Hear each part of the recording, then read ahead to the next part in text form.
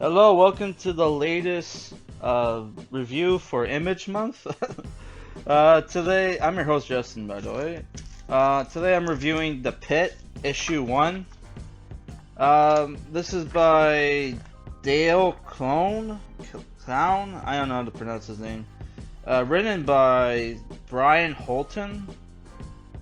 And yeah, you got Pitt Pinups by Sam Keefe and Jim Somerville. I don't know who Jim Somerville is, but Sam Keefe, he's the artist of The Max, which we're going to review for Image Month. This was originally printed in January 1993. So this comic has a huge history, apparently, which Crypto Comics did a video on that. So I'll put that in the description. But yeah, apparently this comic book was a smashing success. It sold like 1 million copies or something like that, and like people were hyped for the second issue, right? Which they got a year later because of some bullshit or whatever. Yeah, I used to read this. I read this comic book back in the. This isn't my original Pitt #1. I lost that due to at the time when I was a kid, I kept my comics in like a box in my closet in the basement. What happened was that's where they have like a bunch of water pipes that came apart and destroyed my comic collection. Which it was like I only had like 20 or so, like a dozen or so comics at the time, but at the time it was like, bull, what the fuck?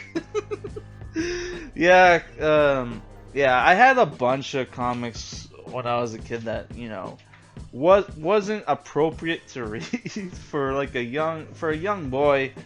But like how like I had a bunch of Image stuff, Valiant stuff, and if you knew anything about Image and Valiant, especially the 90s stuff, that's what I had. It was super violent and shit. And like including this one scared the shit out of me as a kid because, you know, it's a character that's a big hairy, bulky dude with no nose and red eyes and fangs, right? So I was like, holy shit, it scared the shit out of me as a kid. Right, but yeah, the reason why I had a bunch of violent comics is that I was a late bloomer when it came to reading. So like my teachers was like, you know, to get the kid motivated to read, you should get him comics, right? So my parents didn't take me to a comic book store or anything like that. They took me to this like shitty like convenience. I can't remember if it was a dollar store, convenience store, but like yeah, this Indian run dollar store, convenience store that had a bunch of 90s comics, and they just bought me a bunch, which they had like Supreme, what was it, Dr. Solar, Shadow Man, Pitt, and I can't remember the others, but it was like shit. It was like stuff like that, right? Pitt, yeah, and yeah, it was like Supreme, Pitt, Dr. Solar, Shadow Man, like yeah, stuff like that. And like I got in trouble in like the 4th or 5th grade because like my we had this French teacher who for some project he had us bring in like whatever we were collecting at the time, and I brought in a bunch of comics, and he was like this black guy from like Montreal who was into like stuff like comic books and Dragon Ball Z. And like I showed them my comic collection, which I only brought like 20 or so comics, and I was like a dozen or so comics, and I'm like, yeah, I have a bunch more at home. Which was a complete lie. And he brought me over to the side, and he was like, he pulls out like Shadow Man. The Shadow Man comic where like, you know, Shadow Man gets like attacked by like fundamentalist Christians or whatever because like, you know, he's too sexy. He's like trying to have sex with the local chicks, so they try to beat the shit out of him or whatever. So he pulls out that comic, and I'm like, oh fuck, I'm in trouble now. He's like, you see this comic? And I'm like, yeah, I have this at home. You should not be reading this comic. Yeah, so I got in trouble for that. Yeah, so this comic book, yeah, it's not, apparently reading this, I found out it's not the first appearance of the Pitt his actual first appearance is in Youngblood issue 4, which Youngblood was a superhero team written by Rob Liefeld. I think it was written by Rob Liefeld. I don't know. I don't own any Rob Liefeld comics right now. Yeah. So like, yeah, that my one complaint. Well, I have two complaints, but my major complaint is like, you buy issue 1 of a comic book character, you're expecting, hey, this is going to be his first appearance, and it's not. My second issue is that the comic book is super short. But yeah, like what's happening is like the Pitt is walking around in New York naked and gets attacked by some Detroit biker gang called the Vipers, and the Pitt does not like being attacked by being attacked. Like one of the bikers has like a straight up like a morning star, like, which is like a spiked ball on a chain, which is like a medieval fucking weapon. How this biker has that, I don't know, but he hits him in the back of the head with it.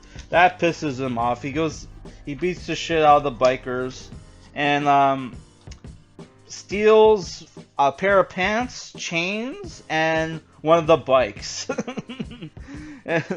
and like you see him take like 2 shots from a shotgun. It hurts him a little bit, but it just makes him madder. And like you see him grow like talons out of his fingertips, right? And after that, like some kid wakes up. Apparently he was also in the same issue with the Pitt. He was in Youngblood 4, where like his parents were killed by well, I don't know if his parents were killed, but like, you know, they mentioned something about like a neo-Nazi gang in the subway. I have no idea. So after that, we learn a little bit of the Pitt's backstory, where he was created by these peaceful alien race. One of them lives in like his head, or I'm guessing. I don't know. They don't explain it, but like, yeah, they were wiped out, and the Pitt was sent there to avenge. I'm guessing to avenge this alien race that was killed, right? And we're introduced to this these 2 cops. One's a female called Bobby Harris, and this other guy, Jack Smithers, Detective Jack Smithers, who they go to the subway, and the subway is under attack by big ass aliens, and that's the end of the issue. The next issue is called Dead or Alive, DOA. And this issue is called Fight or Flight. Yeah, right. I added the yeah, right. So I don't know, dude. Like this issue, you know, there's some cool action there. There's a lot of Simpsons references, which is, you know, kind of. This was in the 90s when like the Simpsons was like at its best. So I guess it's not, you know, too like, you know, it's not to be unexpected, but yeah, there's a lot of Simpsons references. The characters seem okay. It's just the thing where like I don't know what's going on. They don't really explain much. And I'm sorry, I read this yesterday, so it's like I was gonna reread it, but like, you know, I didn't have time, right? But yeah, it's like, you know, there's a lot. Oh, I should mention there's a lot of swearing. But they censor the swearing, so it's like, what? Why are you gonna have swearing if you're gonna censor it anyway? It's just, I don't know, that's kind of dumb to me. Especially, that's the thing about comics, it's like, you'll have ultra violence, but like swearing and nudity, no, that's, you know, you can't have that. At least have swearing, man. Yeah, so I don't know. If I were to give this a rating, I would say, you know, it's a 6 out of 10. I am interested to know, hey, what's going on next, but, you know, they don't tell you much. The character is very much like, he comes off like a Violence Jack kind of character, where it's like, you know, he's big and tall and strong, and he just lives for the next fight, right? And he's gonna find it, right? Yeah, so I don't know. I would like to see him fight those 3 aliens, especially since Two of them look like they're like twice, not twice the size, but like a little bit bigger than him. And the alien guy in the middle has like a big ass golden arm, and his other arm he's carrying like a ray gun or something. I don't know. I don't know. It looks interesting. I'm gonna have to try to hunt this down. I don't even know if this stuff made it to trade or not.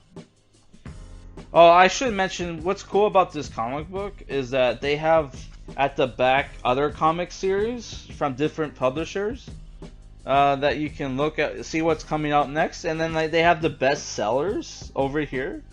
So some of the best sellers are Cable Trade, Liefeld, Ghost Rider Trade, Punisher, and they have the prices and everything. Punisher versus Wolverine, Spider-Man Soul of Hunter. Well, like it's even spelled like, what does that mean? Spidey Trade issues 1-5, Spider-Man versus Venom, which didn't like McFarlane work on that. Wolverine versus Hulk, X-Men Days of Future Past, X-Men Dark Phoenix Saga, X-Men Extinction Agenda at like $20, which that's the most expensive one. So I don't know, that's kind of cool.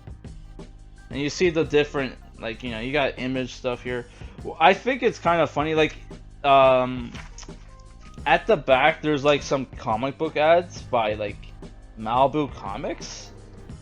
And I'm like, why the fuck do they have Malibu comic ads here? Shouldn't you have like Image comic ads here? But it's like, oh, that means like Malibu Comics paid Image Comics for ad space. Which the you know, it's like what you got here is like Tom Mason's Dinosaurs for Hire, and you got The Mighty Magnor by Sergio Aragonés and Mark Evanier, whoever that is. I don't know, it looks kind of dumb to me. Wasn't Dinosaurs for Hire a cartoon? I don't even remember. I don't know, dude. Like, it's, like, I got this for $1. When you consider I only got it for $1, I would say, like, 6.5 seems right. I'm definitely gonna try to hunt down... Well, actually, I paid $2 for it. Never mind. But yeah, like, 6.5 seems fine. It, like, you have cool art. The humor's okay, and the character designs are pretty good. You know, I don't know, I like the 90s like character designs, especially like how the females look. Like, look at 90s superhero comics, all the girls look like strippers. Yeah, which wait till we read Wildcats. Because like one of the characters was like a stripper before she joined the team. Wait till like our Wildcats review to find out which Wildcats member was a stripper. Well, by the way, our next review for Image Month is Fear Agent Final Edition Volume 1 by Rick Remender, Tony Moore, and Jerome. What is it? Jerome Apina? Yeah, I don't know. Yeah, so look forward to that. Yeah. That's all I gotta say for this review. See you later. Bye.